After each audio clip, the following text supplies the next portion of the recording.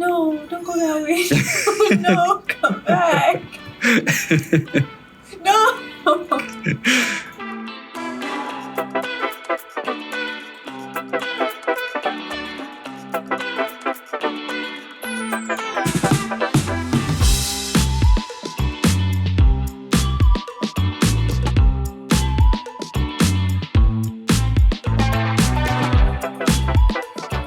Hello.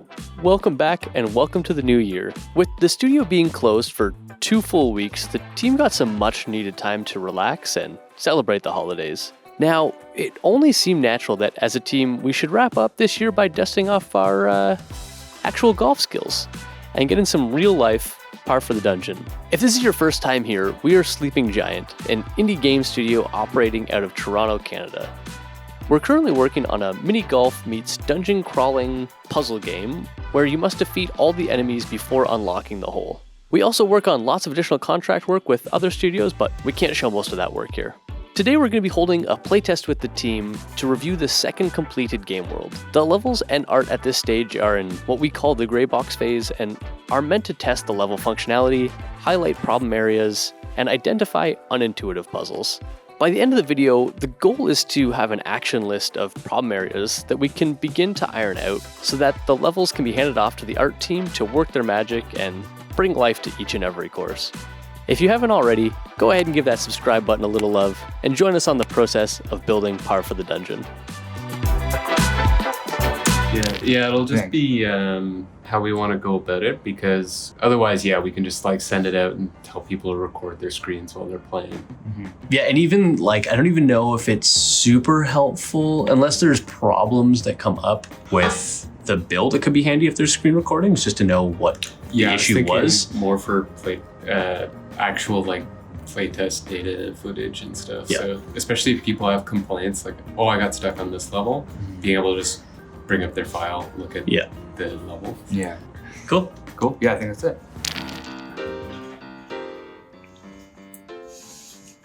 I guess that's one way to beat the train.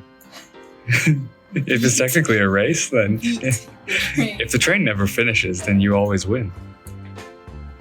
Oh. Yeah. Okay. Yeah, good. Six. Yeah, nice. 13 is very respectable on that one. Oh.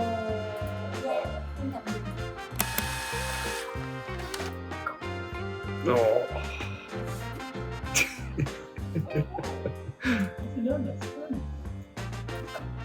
Oh.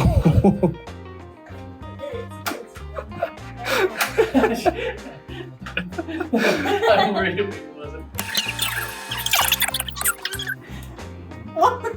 Hooray!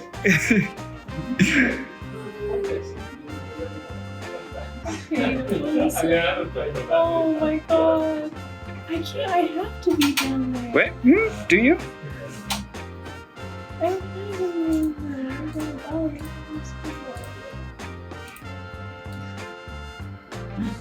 go. If you didn't take 3 moves to kill the train, then you would have gotten a good score. Yeah.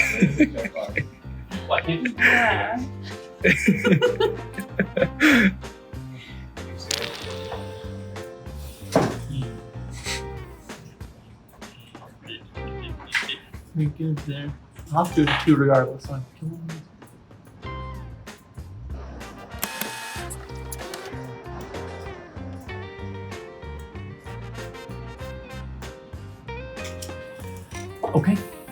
Okay. Oh. I wonder if you had good... It wouldn't show up very well on the UI there. But if you get the crown score, the best score, it's a different thing other than green on the scorecard. See, now you do it.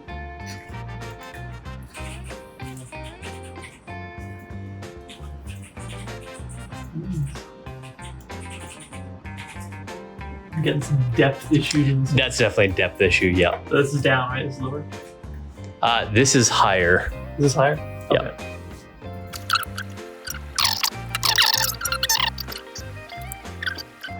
I'm thinking I can bounce off of this guy back onto that. Ugh.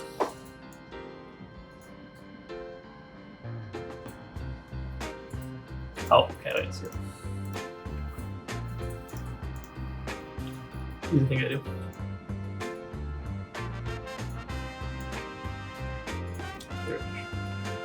But I missed the coins! I have to go over.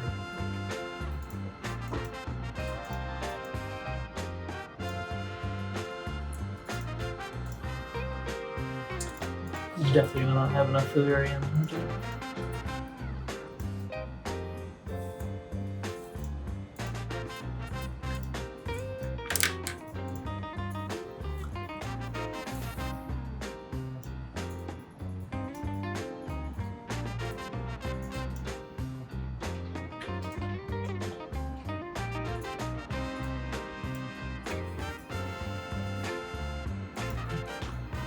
Okay. What the f is this?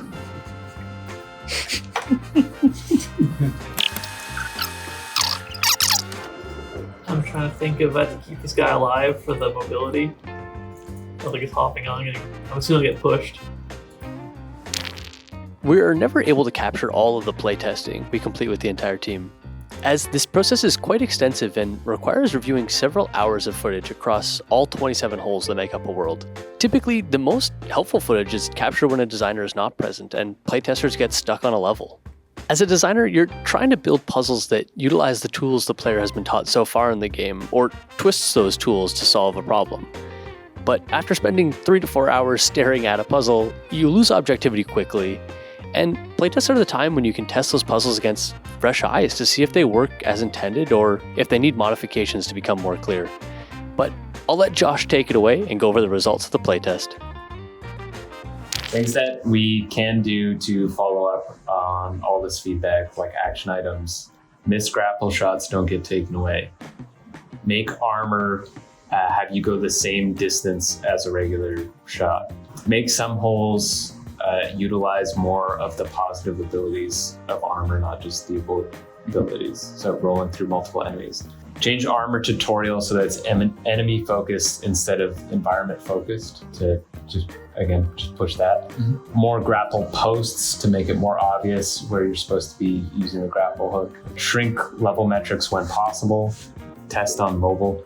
Camera rework for bigger levels. So just a way that you can scroll around more freely. Grapple camera offset. Have the camera look a little bit where you're about to grapple. Shop screen redesign to make it quicker and easier to buy equipment. I put more coins, question mark. I think that's something we reevaluate after we do all the rest of these changes. Okay.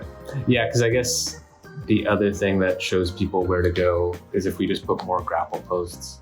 And then bump up speed threshold and hold trigger size again. So yeah, the rest of those can just be pretty much made into tasks. And then I can just post this and then you can make tasks. This is like half me and half you basically. Yeah, so that's fine. Yeah.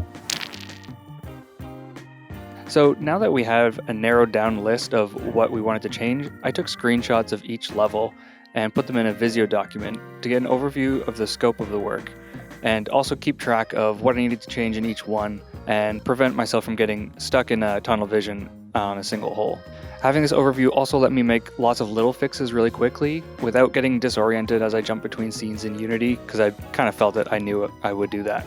Our action items typically fell into a few categories, one being reducing the size of levels so they're easier to see and understand, but also making the perfect path, like the solve for the puzzle, more obvious, and sometimes just completely overhauling a level that we either felt was too complex or didn't really fit the particular flow of a course. Here you can see I'm reducing the length of this level while trying to maintain the original vision, but at the same time I can make the puzzle solve more obvious by placing the coins over top of the gaps in the water and trying to get players to use the grapple hook strategically. In this one, we're trying to teach the player how to use a new ability, but while we were reviewing feedback, we kind of agreed that it wasn't working as well as we wanted it to. but we also had an idea for a fix. So I got to work with this new T-junction idea that we had, where the player can use the ability multiple times, but also interact with both enemies and environmental hazards, so they can see how it works with both. The new level immediately felt better, but of course, since this is one of the more important levels, we definitely want to do a little bit more testing in the future.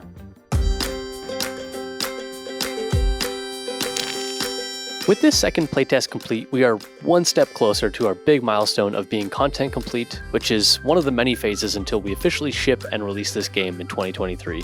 As listed out in the video, we were able to identify a series of action items to improve the functionality of this second world. But it should be said aloud that games are never perfect. As a developer, you iterate on something as many times as possible within the time frame you're allotted. However, like any creative field, you can iterate and tweak anything endlessly, but ultimately deadlines exist and you have to call something finished.